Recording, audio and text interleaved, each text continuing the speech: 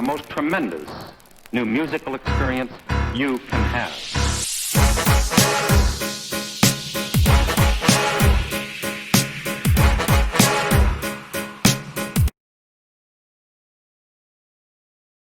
What's up, y'all? It's Logan, and I'm here bringing y'all a start to a new series I've been thinking about called Where It Went Wrong. Now, with this series, we're going to be talking about a specific artist whose career either started off hot or they got to a really good point, and then they kind of tailed off, whether it happened early in the case of some artists or if it happened at the end of their careers and they just really should have retired a couple albums before they did. Regardless, at some point they were great and then they weren't all of a sudden. And we're going to try to pinpoint an exact moment where you could tell they were going down while also going through their entire discography for the most part and just seeing when it started trending that way as well. So for this one, we are going with Where It Went Wrong, Logic Edition. So a little bit of background on Logic's discography. We're going to go through where it was good first. First, we have the Young Sinatra mixtapes. That is, of course, Young Sinatra Undeniable, and Young Sinatra Welcome to Forever. And with all of these, he got progressively better as he went along. I remember the first time I listened to the first Young Sinatra tape. That first intro track, One, samples a Frank Sinatra song. And that is just a great song. I mean, the sample's amazing. His rapping is really good. It just really shows what you're in for the rest of his career, at least until it starts to go down. Really good bars, really good flows, all of that. And like I said, it progressively gets better throughout these tapes as you move towards Undeniable and then Welcome to Forever. Just really good, pure, raw skill, really good samples, really good flows, really good bars, good lyricism, all of that. The one issue with these, obviously, that being that they are in that mixtape format, they do not allow for him to have a story. And based on what you can see just a little bit throughout these tapes, you can tell he is a good storyteller, so he needs something that can capitalize on that. So then you move into Under Pressure, came out in 2014, and this is by far agreed upon his best album that he has ever put out. Amazing storytelling. A lot of people might go out and say, oh, it's just a Good Kid, Mad City copy. I can see where you're coming with that, especially since it only came out like 2 years after Good Kid, Mad City. But regardless, it's a really good song. It has multiple different feelings to it, from an easy to vibe, relaxing album, to a hype album, to some sad introspective tracks. Just all the different types of tracks you could need, but they flow so beautifully together to make an amazing experience. And it is a great album.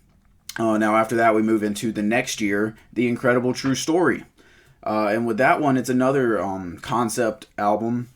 Although the concept is a little bit less clear than Under Pressure and less realized, it is still really good. A lot of great songs. It just does not add up to the same level and value, the same experience that Under Pressure has. There's just a couple of songs that really could have just been left off. I know specifically the big Limbo song. That one didn't have to be on there. I guess the song like I Am the Greatest probably could have been left off, although that song is really hype and enjoyable, so I wouldn't want that one off. But they just didn't add anything specifically to the experience. Going back, the big Limbo song was Black Jesus. Just want to make a point of that. Just songs like that didn't really need to be on there. But again, still a great album. It just wasn't as cohesive, but there's no shame in that. That's not to say that's where he started going downhill, because again, it's still a great project. A lot of artists have great albums that for one or two songs could have been near perfection, or at least their best, specifically when it's following up what is their actual best. So then we get into the decline. I put both Bobby Tarantino's together. I know it went Bobby Tarantino 1, then Everybody, then Bobby Tarantino 2. But I just put them together because they basically have the same strengths and the same flaws. They're like the great value version of the Young Sinatra tapes. They're still good. They still show off his lyricism. They still have good beats and samples. It's just, it doesn't have the same raw energy. You can tell he's trying to be a little bit too commercial at times on these. And especially coming after his two greatest albums, While yes, it could be a breath of fresh air for him to just put out mixtapes that just have to show off his rapping ability, it is kind of disappointing to not get that self-realizing story that he can present. But that being said, these aren't bad projects at all. They're just not as good as you can expect from him. Now then you get into Everybody, and Everybody's where you really start to notice that something's going wrong with Logic. Now I do think this album gets a lot more hate than it deserves. It's not a terrible project by any means. It's okay. It's actually even enjoyable. It has a decent story to it. Where he's speaking on multiple different things, such as obviously him being mixed. That's the joke nowadays, and it's true. Talks about him being mixed, talks about racial unity, peace, love, the black experience, of course, and racism as a whole. The problem with this project is it can feel bloated at times because he focuses more on his being mixed and just going off on rants about that and his experience compared to actually putting a story out there for you to follow. It's more about this is me, this is me, this is me, and not like this is us. Because by the end you can tell that's the message he wanted to send, but he didn't present it that way throughout the entire project. So that's kind of where he starts to lose you a little bit. And then, of course, comes Bobby Tarantino 2, which, like I said, I already talked about. So we're going to move into Young Sinatra 4. In my opinion, Young Sinatra 4 was a step back in the right direction compared to Everybody. He comes with these... It has the feel of an old Young Sinatra tape without as many samples. Obviously, it being a studio album. But it comes with those solid bars. Again, it comes with the good rapping. Not so much of a story because, again, while it is a studio album, it is presented in the format of a Young Sinatra tape. So it's just a bunch of solid songs back to back to back. No real... I'm gonna say there's no filler, just because there's just a bunch of good songs with good bars and decent beats. Now it is presented in a more mature format, to where he's just not out there. I guess you would call him an amateur on the Young Sinatra tapes, where he's not just going out and rapping just for the sake of rapping. He does have some more in-depth stuff on this album, but as a whole, it's not as good as the Young Sinatra tape, specifically Welcome to Forever. It just doesn't have the flair that he had back then. It feels like he's holding back a little bit, or at least if this had come out like consecutively with those, you would have been like, oh yeah, that was probably maybe better than the original, but overall probably right there as the worst of the Young Sinatra tapes, just because, again, it doesn't feel like he has the same energy that he did back then. It doesn't feel like he has the same care for the game that he did back then. After that comes Supermarket. Came out in 2019, last year, yes. And this is just a soundtrack. I'm not going to say too much about it because it was horrible, but again, it was a soundtrack, so, if his next album was great, you could forgive it. This one doesn't have much rapping on it. It's more of Logic singing, so of course, you're not going to get as much enjoyment out of it coming to it as a hip-hop fan anyway. So, skipping over that, Confessions of a Dangerous Mind. This one had potential, Speaking about mental health is something that's needed in hip-hop today and can be appreciated. Extentacion, he has a heck of a following because he talked about that. Juice WRLD, same thing there. Mac Miller, people like that, they talk about it and they get love for it. Of course, Mac Miller being the best of those guys. Rest in peace to all of them. I wasn't just saying them because they're dead, but because that's what they actually talked about a lot. That being said, with Confessions of a Dangerous Mind, not every single track is bad like people like to tell you. There are some decent tracks on here. But overall, it's a horrible project. It substitutes a focused story for just a couple of conscious songs interpolated with some fast rapping. The fast rapping being like Homicide and songs like that. The conscious songs, he has those spread all throughout the project. But there's also trash on here. I mean, just straight up, I did not like the song Icy. That hook, God, Logic. It's cool to see you working with someone like Gucci Mane, but that is not a pairing I ever thought I wanted to hear. And when I heard it, I knew basically. Although I will go back and say they did have a good Will Smith feature. That song as a whole is not that great. It's kind of corny, but Will Smith, you got to give love to the old legend, right? That being said, yeah, no, this project is terrible. Does not have really any focus to it whatsoever. It has a lot of corny bars. Has a lot of corny everything. If we're totally honest, no classic Logic sounding beats like you would hear from Under Pressure. That really get you in that mood that you were provided. And it's just not an experience altogether. So after going through his discography, we're going to say what is a good example of what his music is now. And for this, I'm going to use a song that is not actually his. I'm going to go with his feature verse on Royce da 5'9's Caterpillar. When they remixed that, the original had a really good Eminem verse, like really good, so good that you could say, oh wow, I'm excited for his next album if he comes out like this. Of course, that never happened, but regardless, Logic gets put on the remix for whatever reason.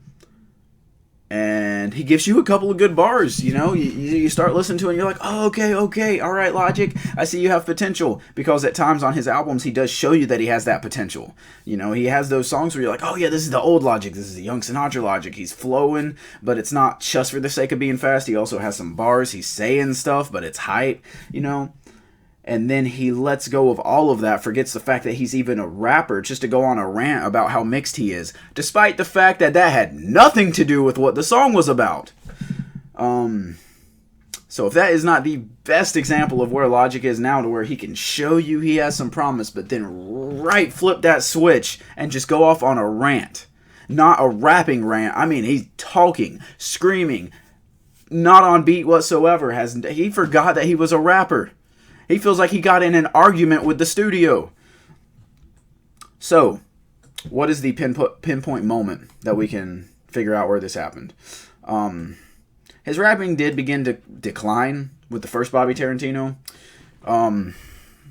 You could tell he was getting a little bit cornier, but again, it's just a mixtape. He's just trying to have some fun. Just put out fun music, not have a focused project. So that's not where I'm going to say his actual decline could be noticed. With that, you just be like, oh yeah, it's just a mixtape. Let's hear what his next album is, because some people like mixtape Logic, some people like album Logic, whatever. The part where we really notice where the specific moment where we notice he's going downhill, does take place on Everybody with the song Take It Back. That is just in my opinion, but it starts off as a fun song. It's upbeat. He's flowed really well. He's over, take it back, take it way, way, way, way back. It's fun. And then he's talking about the history of the first black man. It sounds like it'll be fun. Sounds like it'll be conscious. Sounds like it'll have a good, solid topic to it. When you look at how long the song actually is, it's 6 minutes and 40 seconds, I believe, and that's really long. But if it's presented well, he has talk about like the history of black people. If you go back to the history of Africa and stuff like that, and all of that, that's enough subject matter to fill up 6 minutes and 40 seconds. The problem is, there's only about 2 minutes of rapping on this song. Yes, so for the last like 4.5 minutes, he is ranting. The beat is still going, but he doesn't care about the beat. He is just ranting about being mixed, about his experiences for 4.5 minutes. See, here's the thing for me. He just became too impulsive. There's no way that had he sat down and thought about it and been like, what, is this actually a good idea to make a song this long? And 3/4 of it being me talking and yelling? There's no way he comes to the decision that that's a good idea. He's just, that is a really impulsive decision. And honestly, yes, what he's saying can be important and we need to hear it, but it needs to be presented in a way that's important to us. If I want to hear someone talking about those issues, I'm going to go to a public speaker or like a TED Talk or something like that and listen to them. I'm going to watch a YouTube video. If I want to hear someone rapping about it, I'm going to go to All American Badass or To Pimp a Butterfly or Add To's Jim Crow the Musical, stuff like that. I'm not going to go to Logic so that I can hear a little bit of rapping mixed with someone speaking to me. Because, again, Logic is trying... It's like Logic doesn't realize, there are these things called public speakers who go out and present it in that format. So if we want to listen to that way, that's how we will. If we're coming to music, we want to hear music. And you can present that same message in the music, but it has to be presented as music. Here's the thing. With albums, with music, a good message does not make a good album. You can have the best message, the most monumental message, but if it's not presented in a way that's entertaining, it's not going to get through. That's why To Pimp a Butterfly is such a great album. It has so many great messages, one, but it's presented in a way that the music sounds good, with the jazz influences, with his rapping, all of that, with the samples. Logic quit music for 3/4 of this song just to talk. And when I'm listening to a hip-hop album, I want to hear rapping. I don't want to hear 4 straight minutes of talking and yelling. And it doesn't even sound like he had it all written down. It sounded like it was just coming off the top of his head, because he comes here, then here, then here, here. And circles back around a million times. It makes no sense whatsoever. So he presents it in a way that no one actually cares about what he's saying. And he is saying important stuff, and clearly stuff that's important to him. But no one's going to listen if you're presenting it in that format. So that's the thing. He just became really impulsive, and that song right there is the prime example of where that happened. That being said, I have hopes and prayers that his next album can be great. Since the year 2011, Logic has released at least one project. He had Young Sinatra in 2011, Young Sinatra Undeniable 2012, Welcome to Forever 2013, Under Pressure 2014, The Incredible True Story 2015, Bobby Tarantino 1 2016, Everybody 2017, Bobby Tarantino 2 and Young Sinatra 4 2018, and then Supermarket and Confessions of a Dangerous Mind 2019. So 2 in the last 2 years. So being that it's 2020 and we haven't even heard anything from Logic yet, maybe he's taking his time on this next project, and that's a good thing. That's probably what he needs to do. Take your time, figure out what you want to do, get it all in order, present it in a way that's enjoyable, and I think people will be way more receptive to what you have to say, Logic.